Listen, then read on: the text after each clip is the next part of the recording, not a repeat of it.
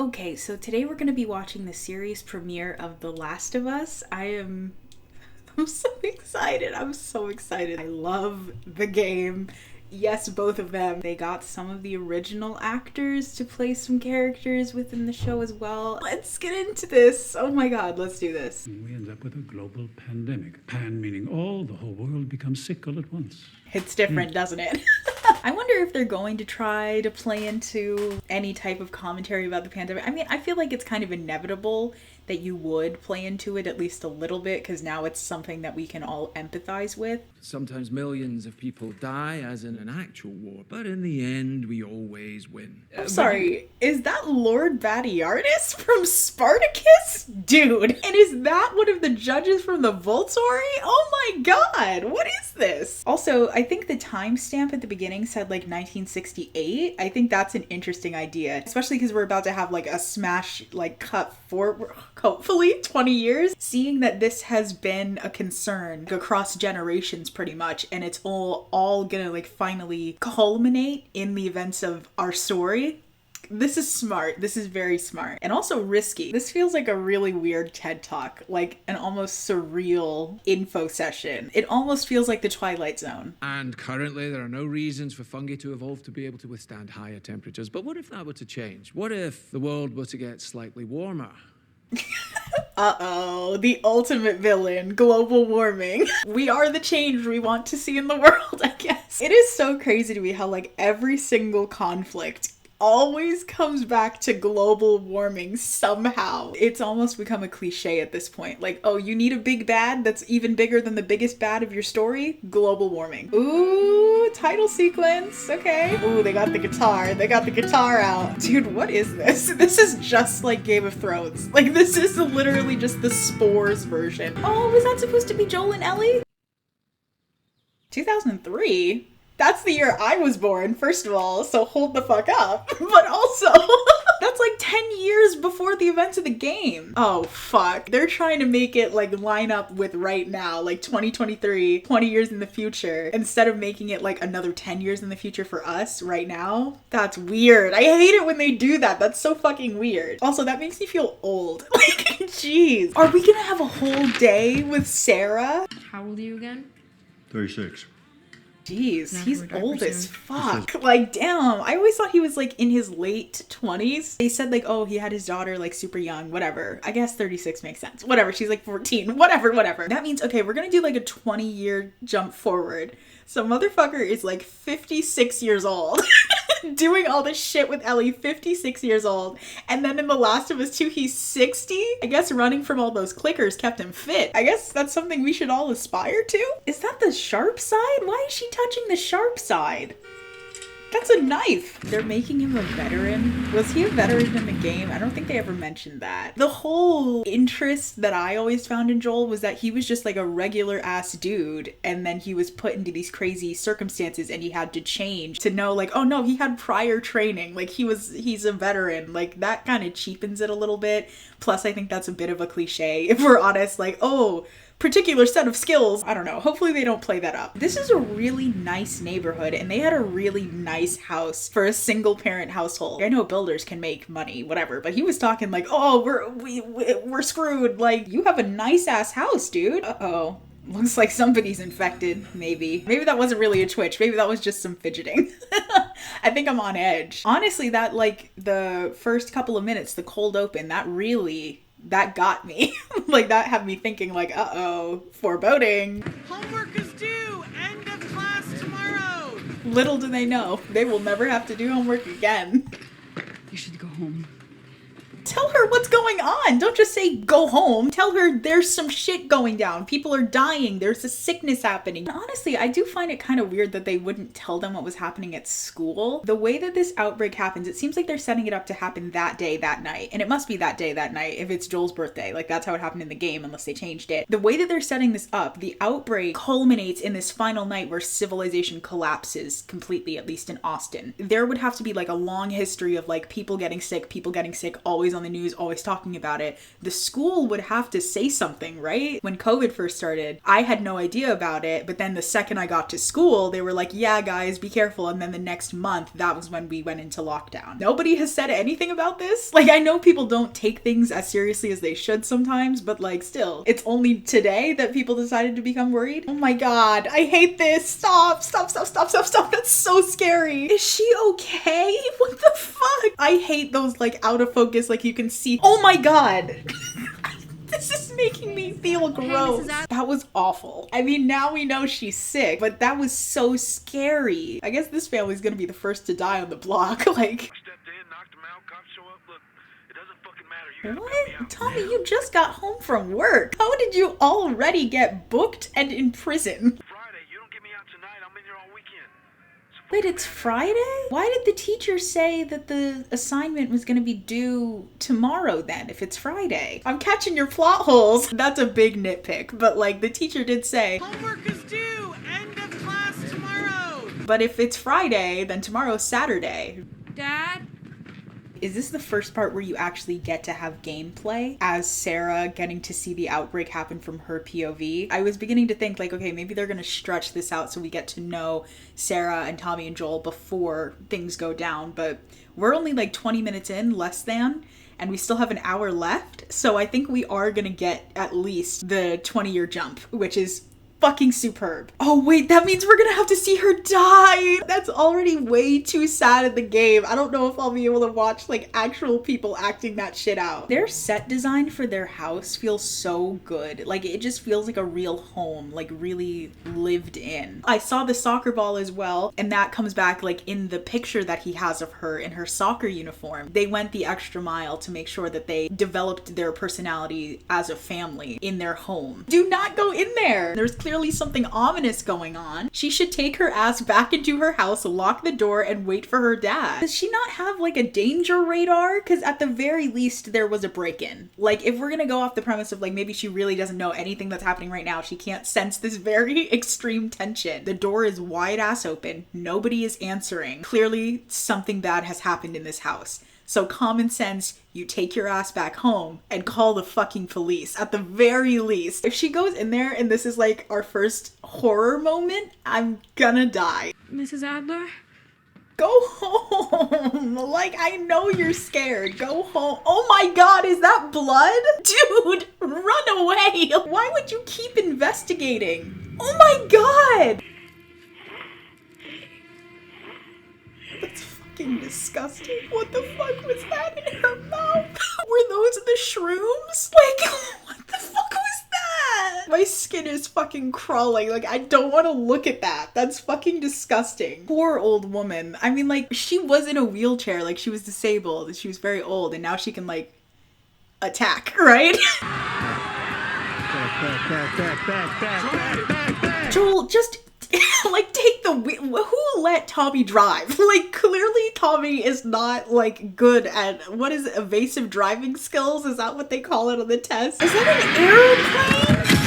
Oh my God! Let's face it, they would all be dead from that. Like, I'm sorry, I know I'm not supposed to do that, suspend your disbelief in the blah blah and the blah blah blah, but like, an explosion of an aircraft that big in that close vicinity to them, they would be dead as fuck. They would be so deceased from that. So are they like vomiting the spores into the bite? Like they bite them and then rip the skin off and then like vomit up the spores into their blood? Is that what they're doing? Cause she had some tendrils coming out. Like those were some fucking roots, my man. Oh my God. Zombies that run are so much scarier than like the limpy zombies. Cause like at the end of the day, yes, a limpy zombie can like catch you off guard and it's still a really difficult situation and blah, blah, blah. But like you can pretty much guarantee that as long as you're not like seriously impaired, you can escape a regular like The Walking Dead zombie, right? But this shit, they're running. You're done. You're done, right? And they just don't stop. They just keep coming no matter what. They don't care if they break their bones. They don't care if they smash into something. They just keep coming. Like, that is so scary. Like, what the fuck? Like, that is some serious determination. I wish I had that determination in my everyday life. Maybe I would have filmed this video a little bit faster than I did. We are not sick!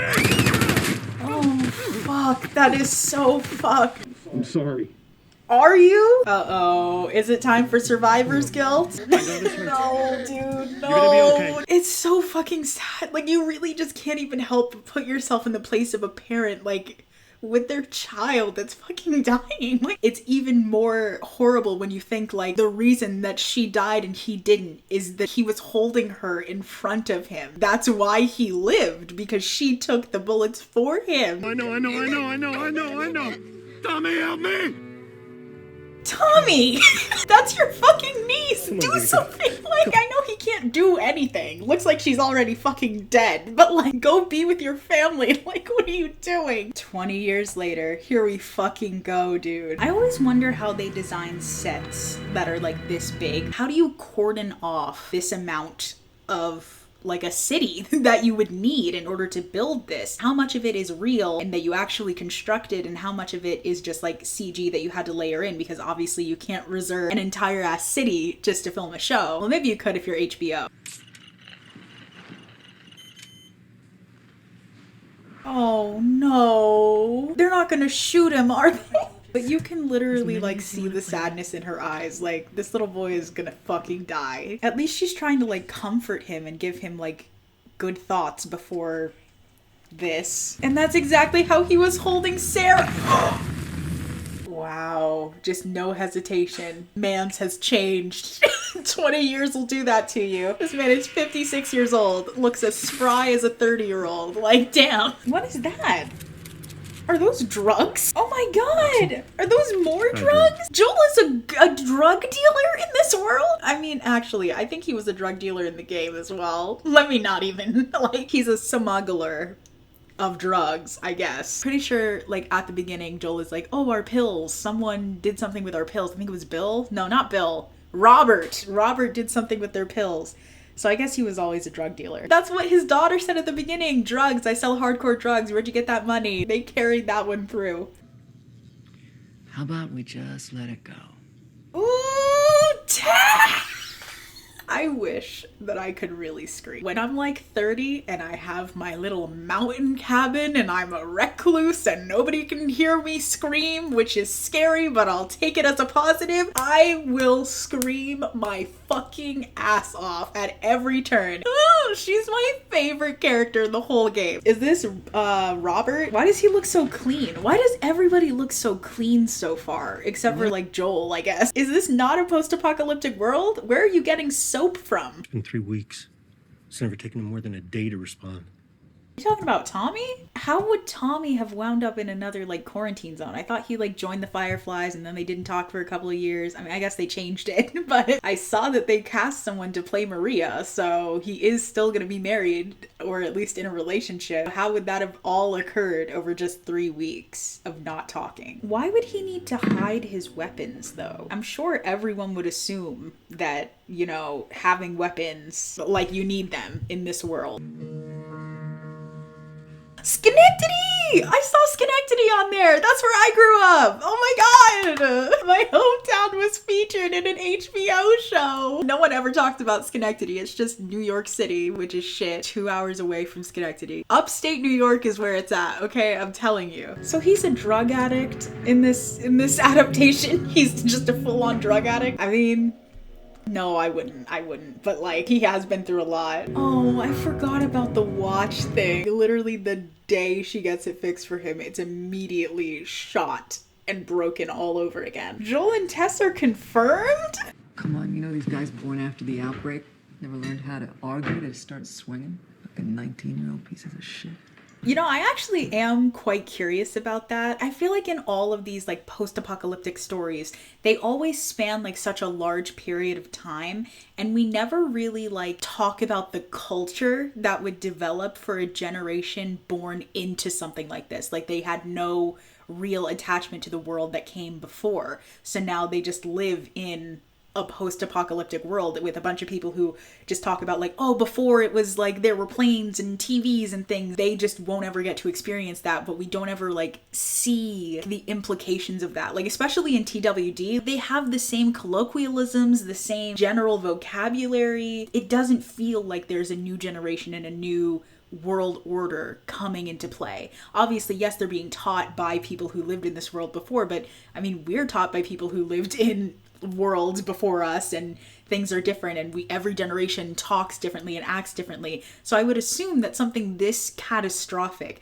would change the culture and the behavior of the next generations, like, irrevocably, right? But we never really get to explore things like that. Like, I would love to explore that. Like, what are the differences between, like, Ellie's generation and, like, Joel and everyone who, like, experienced the world before, right? It does make a lot of sense to me that they would just be quick to violence and quick-tempered. Like, obviously in the world you're growing up in, you would have to be. But I would love to get, like, a little bit more exploration. Is that, yeah, fuck. I would love to see more of that. I would also love to see the rationale that people would have in this world of, like, having kids. How could you ever justify having a child in this world? Obviously, accidents happen, whatever. But accidents can be fixed, especially if it's a pregnancy. Like, how do you justify keeping a baby in a world like this? Well, where is he? Don't know. But we're gonna find out quietly. Understand? She's really taking him in hand. She's mothering him right now, which is fair. Like, he's acting kind of volatile, like a kid about to have a tantrum, but like way more dangerous. I really like this almost shift in their dynamic from the game, because in the game they kind of just seemed like contentious friends, maybe lovers occasionally. And in this, it seems a lot more like a stronger relationship with a much, like, clearer and more defined dynamic. She seems very much like his anchor point. She's his friend, lover. She controls him when he needs to be controlled, like when he's in a state like this. Makes more sense. The team in place at Southeast 3? This is so exciting. I held them Like, back. the fact that they actually got the original mocap actress to come back and play Marlene is fucking phenomenal. Is this real? I believe it is. But I do wonder, like, what do the Fireflies plan to Keep it do quiet. with the cure? Like, imagine all of this goes exactly how Marlene plans, and they get to make a cure. Who would get access to that cure? Would they make it like a conditional thing? You'll get the cure if you join the Fireflies against Fedra. How would they roll that out worldwide? What would a plan for vaccination look like in this world? I'm sure there would probably be plenty of people who would be opposed to getting the vaccination. They might like that they don't really have any rules in this new world. Maybe even Fedra would try to destroy the cure so that they could maintain power. Like, what are the logistics of actually making this cure? And would they even be able to with a sample size as small as, like, just Ellie? How did she see this plan working? Well, I mean, it cost us a couple of cards, but we got him. They have, like, all this extra income that they can, like, bribe people and whatnot. And it seems like they do. Like, Joel got off work and then immediately got his hands on, like, a thick stack of cards. They have money, clearly. I guess they were gonna spend it on the battery. Like, I don't really get what their financial situation is what I'm trying to say. He gets off work and then he's like, oh, do you have any extra shifts? Like he needs to pick up some more work to, like, make ends meet. She just bribed that guy. You have money. You're a smuggler. You have 2 sources of income, sir. Do they make them pay taxes? Probably not, right? This is a military dictatorship. Their taxes are paid with their lives, basically. Terrorist? Was Riley a terrorist? Ooh, who's Riley? Ah! Is that what I'm supposed to wonder now? Who's Riley? I know who Riley is. I saw that Stormy Reed is playing her, and I'm gonna die with her. When she dies, I'm gonna die too. What about the spores? Are spores gonna be a concern in the show? I feel like it would add to some, like, logistical problems potentially, but I think the spores are, like, such an interesting, like, element that makes everything else a lot scarier. Like, I hope they do spores. You think he came down after he was infected? Maybe down here is where he was infected. Yeah, and she's got all those open cuts on her face. Like, if I were Tess, I would stay home for a couple of weeks. I'm also, like, really excited to see, like, a full-blown, like, sprouted infected clicker. Is that what the ones with the sprouts are called? The clickers? I am so excited to see one of those because I heard that, like, it was practical. Like, they did practical effects for them, and I want to see it so fucking bad. Yes. Robert's dead? We're not gonna have a chase? I just bit the shit out of my cheek.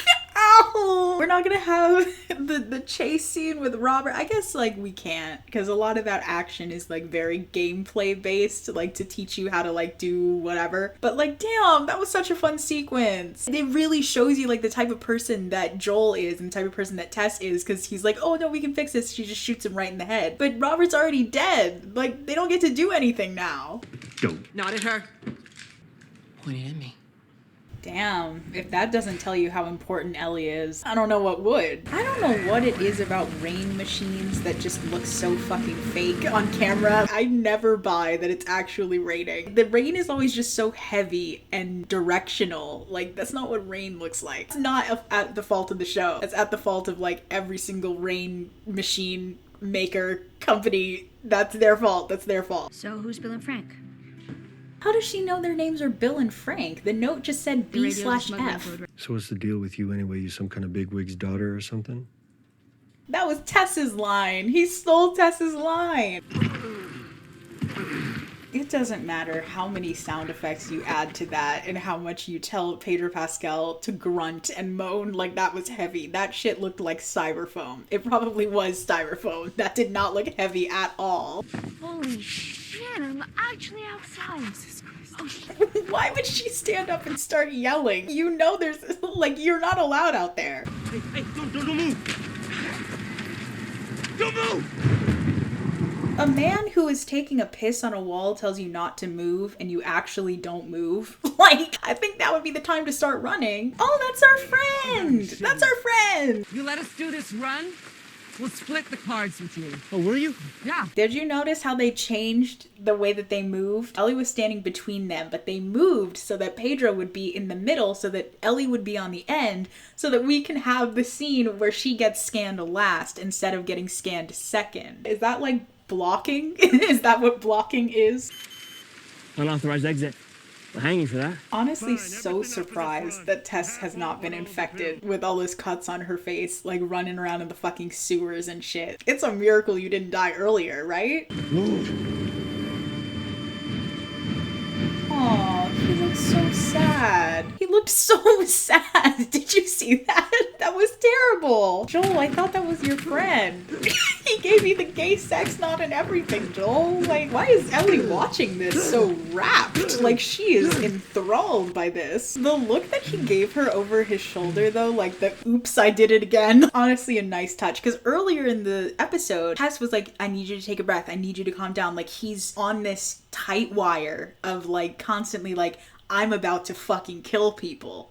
And then he actually does it. And he looks over there like, sorry. But Ellie liked it. She was watching like with avid attention. Is that guy dead? He punched him in the face quite a lot. Okay, but honestly, for a military organization that does not want people to leave their shit, maybe they should have better fence maintenance. Like, what the fuck is that? A perfectly person-sized hole in your fence at the perimeter? There are infected out there. Close that shit. You know, I actually think about their apartment a lot, which is weird, but like as I watched the game, I always think like, damn, they had a whole life in Boston. They had an apartment, they had acquaintances, they had jobs, and they don't ever go back there. They never go back there, as far as I know. Is this supposed to be an 80s song? I wouldn't know. I wouldn't know. Is there one on the ceiling? Or the roof? Shit. It's the same thing. Okay, I know why they're releasing like one episode every week, because it's easier to keep retention up and to keep viewers coming back if they have something to anticipate. If you release everything all at once, viewership is inevitably going to fall off. I mean, it falls off anyway, but I feel like it would fall off a lot more dramatically when you already have everything right there. But I still, like, I really wish that they had released like 2 episodes. I feel like I don't have enough information to go off of yet to know if I like it or not. I think I like it. I like the changes that they've made to the characters so far, like in the dynamics between Joel and Tess, and how they're showing more of like what happened to Ellie before she came into Joel's life, which I think is a good choice. It's going to be a lot less fast-paced than the game. There was practically like no action beyond the opening scenes with Sarah, so you kind of need to see Ellie beforehand so that you know like this is a main character and you need to know her and care about her. I really wish that there was a little bit more action though. Like, I get why there's not, because all of the action from the game is kind of like gameplay. Like that's what it's gameplay, so that's kind of hard to translate into a show. But I really wish that they had shown at least a little bit of the shootout. Like, I don't know, I mean, I guess it's like a choice. It was a choice, we get the point, but like there was straight up no action. Like nothing really happened. Joel and Tess didn't really do anything. We don't really know what they're capable of beyond people just being like, oh, you guys are so scary, I'm scared of you. And then Joel like going apeshit on that guy at the end, which was crazy, but also like really, I think it's interesting that, you know, it's a contrast between like at the start of the episode when Sarah, when she sees that he like just hit the old lady with the wrench. And honestly, that seemed kind of low impact to me. I wasn't even like, oh wow, like it wasn't that bad, but she was still taken aback and traumatized by that. But then you contrast that with Ellie literally watching him beat this man's head in. She looks enthralled by what she's seeing. It's crazy. It's almost like she already has this kind of admiration and hero worship, and you kind of like felt that a little bit when they first met in the hallway, and Marlene is like, I know what you two are capable of, and she's like, well, what are they capable of? Like you can kind of already feel that admiration for Joel's violence. I do think that at some points the show kind of seemed to not know who it wanted to focus on, whose point of view it wanted to be in, like specifically in like the scene in the truck while they were like driving to escape the outbreak and all of the chaos of that. Like it just kept switching so much that I couldn't really tell which character's perspective I was supposed to be in. I guess like I'm supposed to be in all of their perspectives, but I'm pretty sure I was supposed to be in Sarah's, but it just kept switching so much. And then suddenly we're like focused in on Joel and Sarah's like all the way over there getting shot dead. Like that was kind of disorienting, but I still loved that scene. Like it really, I felt that. I really felt that. I think the show is really, really funny. A lot funnier than the game. I don't remember jokes like this being in the game, but they definitely brought out the jokes for this one. I love the score, to be honest. I think like it adds little pops like into the visual. Like I don't know what the term for it is, but like a guitar strum, like something sharp that like makes you pay attention and take notice. And I think that it's really done effectively. I'm really excited to see what they did with Bill and Frank's storyline, because I saw that they cast the dude from season 1 of The White Lotus, which I just watched recently. In the game, Frank is just dead. Like we never get to meet Frank. So I really want to know what happened with them and like all of that. I'm so fucking excited to see how it's gonna go from here and see how they're gonna change certain elements and things. Like I'm fucking thrilled, really. I wonder if all the episodes are gonna be an hour and 20 minutes long, because I fucking give me movie length episodes all day fucking long. I will run with that shit. That was episode 1 of HBO's adaptation of The Last of Us. Thank you for stopping by, tuning in, watching this episode with me. I will see you on another video in the future times. Maybe 20 years later. Who knows? Peace sign. Bye!